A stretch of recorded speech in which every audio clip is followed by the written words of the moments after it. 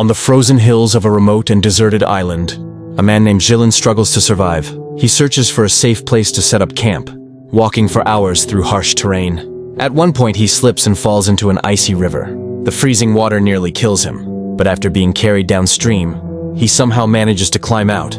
Exhausted and soaked, Exiled continues forward until his body finally gives up.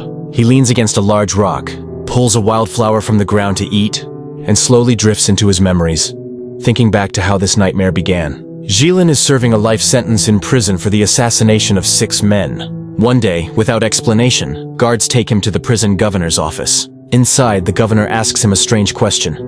"What do you dream of?" Exiled is not the only inmate summoned. One by one, several prisoners are asked the same thing. Moryak says he dreams of seeing the sea. Yakut wants to witness a future war against China. Tolya dreams of following the progress of a space station.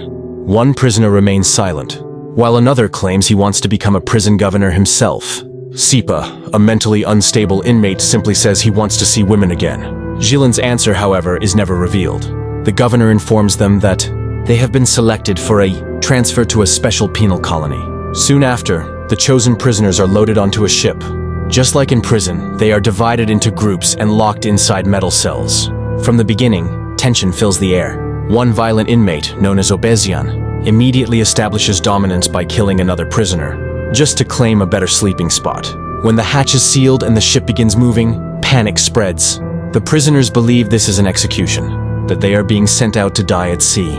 Violence almost erupts again, but gradually the chaos settles. During the journey, Exiled recalls a disturbing conversation he once had with Sipa. The mentally unstable man used to scribble symbols on the walls and mutter strange prophecies.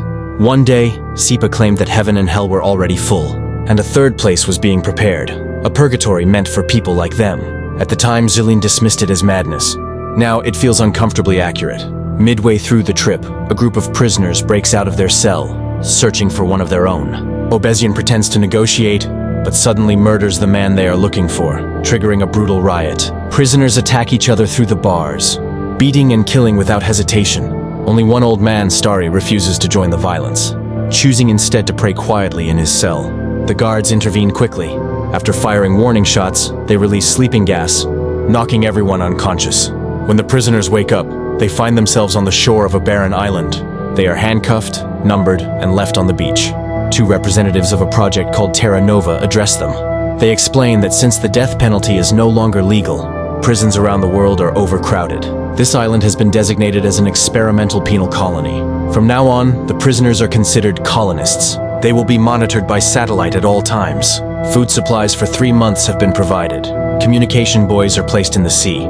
If a prisoner reaches one and presses the red button, they can request supplies or even ask to leave and return to prison. To ensure no one makes impulsive decisions, the buoys are deliberately placed offshore. As the guards prepare to leave, they dump a pile of keys onto the sand, each one matching a prisoner's handcuffs.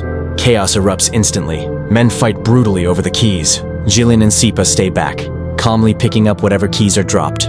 Starry also refuses to join the violence, silently observing as factions begin to form. A powerful group seizes control of the beach, using weapons taken from supply crates. Blood is spilled everywhere.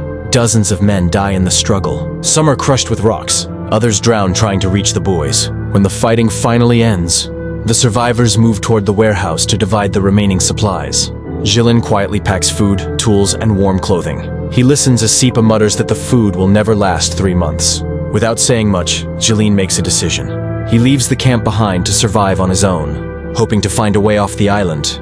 And with that choice, the story returns to the present, to the frozen island, to the man struggling to stay alive.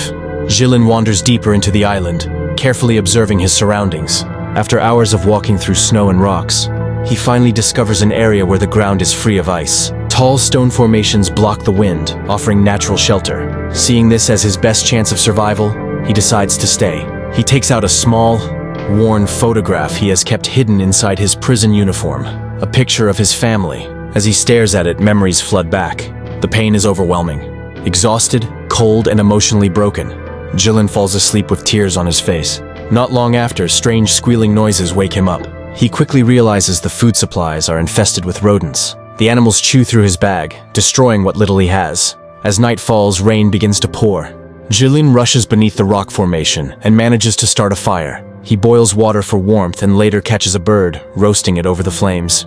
Just as he finishes cooking, Sipa suddenly appears. He talks endlessly, joking and rambling, while secretly trying to steal Jilin's knife.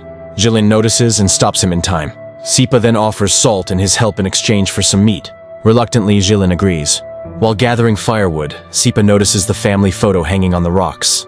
He mockingly blows a kiss toward Jilin's wife in the picture. Despite the tension, the two men eat together. Later, Sipa walks toward the edge of a cliff, admitting he thinks about jumping but is too afraid to do it. He asks Jilin why he keeps choosing to live. Jilin explains that his family is already dead, and he wants to be buried beside them. If he dies on the island, that will never happen. That reason alone keeps him alive. They fall asleep side by side. When Jilin wakes up, he discovers Sipa has stolen the photo.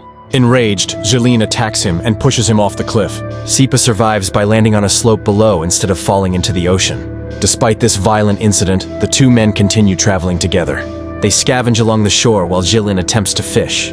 Instead of fish, they discover terrifying centipede-like aquatic creatures, which disgust and frighten Sipa. While exploring farther inland, Jilin suddenly notices wreckage lodged between rocks. As he climbs higher, his heart races.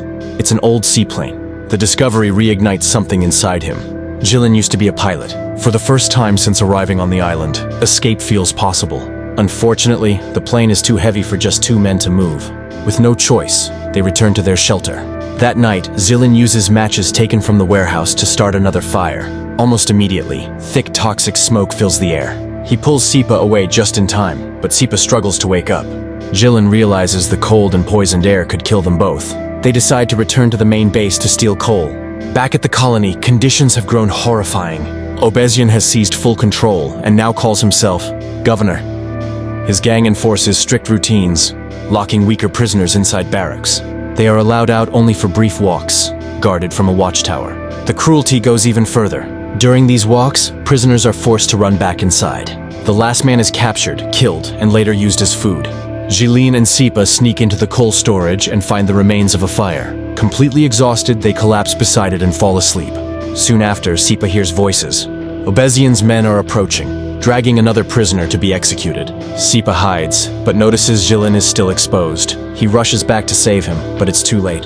The gang captures them both. They are dragged before Obezian, who debates how to punish them for stealing supplies. During the argument, tensions explode. Yakut speaks up in their defense and is beaten brutally. He is thrown into the barracks alongside Jilin and Sipa. That night, the prisoners witness another execution. A man is tied to a pole, begging for water as his final wish. Sipa, showing rare compassion, gives him a drink moments before he is killed. Later, the group quietly discusses rebellion. Fear holds them back, but hope begins to grow. The next day, during their walk, the prisoners refuse to run. Yakut throws a rock at the guard tower, silencing it. Jilin steps forward and makes a deal with Obezian. He will reveal the location of the plane in exchange for access to the buoy to request food. Obezian agrees, but he has no intention of honoring the deal. Obezian orders the gates to be opened, allowing Jilin, Tolya, and two other men to take a small boat toward one of the communication buoys. As they row away, Obezian watches them closely, his face unreadable. The moment the boat is far enough from shore, he turns to his men and begins asking questions about Jilin. That is when the truth comes out. Jilin was once a pilot. His family died in a plane crash. Consumed by grief, he later murdered several airport dispatchers with a rifle. The crime was officially classified as murder, committed under extreme emotional distress. To Obezian, this means one thing: Jilin carries guilt, and guilt makes people predictable. Back at the shore, Obezian breaks his promise. He orders the prisoners back into the barracks and announces that the game will continue. Yakut tries to resist, but he is immediately beaten and killed as an example. Fear spreads instantly. The unarmed prisoners have no choice but to run. Out at sea, the situation isn't any better. One of the men nearly falls overboard, but they manage to pull him back just in time. When they finally reach the buoy, Tolya calls for supplies. Nothing happens. The system is dead. No green light. No response. Defeated, they return to shore. Jilin lies, telling Obezian that food is on the way. Obezian doesn't believe him. There was no confirmation signal. When Tolya mentions the plane, Obezian laughs it off, but the idea plants a seed in his mind. He grabs another prisoner, ready to restart the killing ritual. Suddenly, everything changes. While Obezian is distracted, Tolya attacks him from behind and kills him. Chaos erupts. Two prisoners, Amurbek and Arzhanov, immediately turn on Obezian's guards and slaughter them. The watchman Estonets escapes into the wilderness. With the tyrant dead, silence falls. The survivors look to Zilin for guidance. He urges them to stop the killings and free the men locked inside the barracks. He insists that supplies are coming and reminds them of the plane. Slowly, they agree. Cannibalism ends. Bodies are buried instead of eaten. A fragile order is formed. They free the remaining prisoners and announce new rules. No violence, no executions, and cooperation for survival. A small team is assigned to retrieve the plane and transport it back to the base, where they plan to build a hangar and repair it piece by piece. During the planning, Sipa suddenly interrupts, claiming the satellite is fake. He writes a massive SOS message in the sand using bodies, insisting that no one is watching. Days later, Marta, one of the project's leaders, arrives on the island with armed guards. Tear gas is used to keep the prisoners away, but Jeline is allowed to speak with her directly. He calmly presents a list of requested supplies, including fuel. Marta is confused. The generators are supposed to be wind-powered. Jeline explains that the polar night makes them useless. The real reason, of course, is the plane. Jeline also asks why no one responded to Sipa's SOS message. Marta explains that the satellite only detects heat signatures, not visual signals. Words written in sand mean nothing to them. When she asks why prisoners were wandering far from the base earlier, Jeline lies again, claiming they were fishing. Marta knows there are no fish in these waters. Thinking quickly, Jeline says they've been eating strange centipede-like sea creatures. She is horrified, but accepts the explanation. Marta then asks how many of the original colonists are still alive. Jeline hesitates. With satellite surveillance, she should already know. Still, he answers 87 survivors, many of them sick. Before leaving, Marta grants Jeline one personal request. He hands her several pages. Not for himself, but instructions to provide better conditions for the group. After the supplies are delivered, Jeline and the others secretly test the fuel in the plane. It works. Hope returns. But it doesn't last long. A new group of prisoners arrives. Americans. Their leader is massive, aggressive, and immediately hostile. When Jeline offers his hand in peace, the man responds with a punch. A brutal battle erupts between the two groups. Knives, tools, and bare hands are used without hesitation. Sipa drags Jeline into the workshop to hide. One of the Americans follows them and is instantly killed by a hidden trap installed earlier. Outside, the fight intensifies. Arzhanov is nearly killed by the American leader, but Amurbek intervenes and slays the giant as buildings around them catch fire. From afar, the project leaders watch everything unfold. They realize the experiment has completely failed. With over 40% of the colony dead, Marta receives a final order from headquarters. Code, Naked Island. The order is carried out immediately. Armed units are deployed to the island under Code, Naked Island, a final solution designed to erase all evidence of the failed experiment. The guards arrive without negotiation. They open fire on everything that moves, executing prisoners across the island without mercy. Marta watches from a distance as the operation unfolds. As the gunfire echoes through the island, she burns the letters Jeline gave her, his last attempt to bring dignity and structure to a place built on cruelty. Most of the prisoners are wiped out in minutes. However, a few men survive by pure chance. Jeline, Sipa, Tolya, and Arzhanov manage to avoid the massacre by hiding in the mountains and inside the hangar where the plane is kept. Smoke rises from the base as buildings burn and bodies fall. The experiment is officially over. With no time left, the survivors rush to the aircraft. As they push the plane toward the open field, bullets strike the ground around them. The guards spot them and begin firing. Just before boarding, Sipa suddenly stops. For the first time, he is calm. He tells the others goodbye and runs toward the hills. All his life, fear kept him from jumping. Now, with nothing left to lose, he runs straight toward the ocean. This time he doesn't hesitate. Jeline, Tolya, and Arzhanov climb into the plane. Against all odds, Jeline manages to start the engine. The damaged aircraft begins moving as bullets tear through its body. It barely gains speed, but it lifts off the ground. The escape comes at a terrible cost.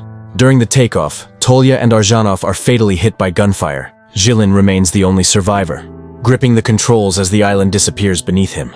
The guards keep shooting, but none of the bullets reach him. Jeline flies away alone, carrying the weight of everyone who died behind him. For the first time since losing his family, he is free. Not because the system showed mercy, but because he refused to surrender to it.